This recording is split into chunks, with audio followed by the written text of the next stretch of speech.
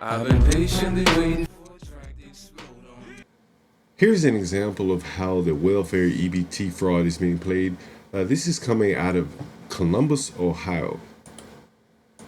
Oh yeah, the Somalians have it figured out in Columbus. I went to the Walmart on Georgesville to see if I could see people filling their carts or just kind of see what I could see. It's not the way they do it. They've got it figured out way better than that. Every single Somali restaurant has a grocery store right next door or within eyeshot of the restaurant. The specific one I went into today had it attached to the restaurant. And wow, what an adventure that was. Stay tuned for more on that. Anyways, the grocery store and the restaurant were the same building. So they don't have to go to a Walmart or a Sam's Club or a Costco necessarily. They can just order everything they need to their grocery store that's right next to or attached to the restaurant that they also own and never have to fill a single cart. And I guarantee you, if you looked at the records of those grocery stores, they lose tons of money every year, and it's probably used as a tax write-off because those groceries are being funneled into those restaurants, with a daycare center on the opposite side. And that's the common trend you'll see. There's restaurants, grocery stores, and daycare centers,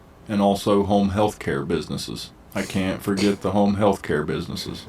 Nakia was absolutely right. And the reason for the daycare centers I found out while I was at Walmart. 3/4 of the workers I saw working in Walmart, especially the cashiers, were Somali women. You gotta figure if you have 2 or 3 wives that you don't have to claim, these women can go work at Walmart full time for $15 an hour and still qualify for food stamps as long as they have a couple kids. He's getting to the interesting piece here. That's what you can guarantee you they at least have 2 kids. Hell, they average 7. Or same story as working as a home health care aide. They have most definitely figured out the system and how to take advantage of it. And Columbus doesn't break down its numbers like Minnesota, but if anything like the 88% of the Somali community is on social services in Columbus, I can only imagine how deep the fraud is. So I'm changing tactics and going back up Monday, and I have a couple ideas to see if I can't sniff a few things out. Thanks for... And so this is just in my estimation, just the tail end of the fraud.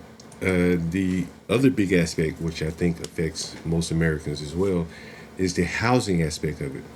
Many of these people work for their employers as well as are housed by their employers. And that is the biggest issue where they're now getting Section 8 because they don't show much, if any, income. The ones that work at these grocery stores, the restaurants, I guarantee you that they're working off of the books, qualifying for max welfare as well as max Section 8. And that is the untold story of how these immigrants are able to come to America, form businesses, very rudimentary businesses, restaurants, grocery stores, and many of their workers, again, are off the books. And that allows the Section 8 scam to really, really kick into overdrive. Once again, I am John Galt, the Urban Landlord.